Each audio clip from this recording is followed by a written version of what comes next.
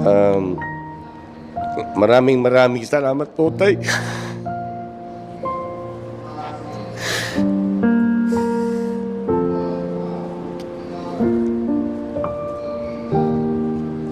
Maraming salamat po sa lahat ng paggabay.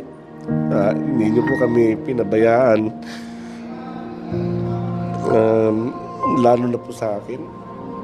So, lahat po ng kabutihan po ninyo will never be forgotten. Asahan po ninyo na ang inyong kapulisan ay mananatiling naririto upang magbigay po ng serbisyong tama para po sa ating mga kababayan.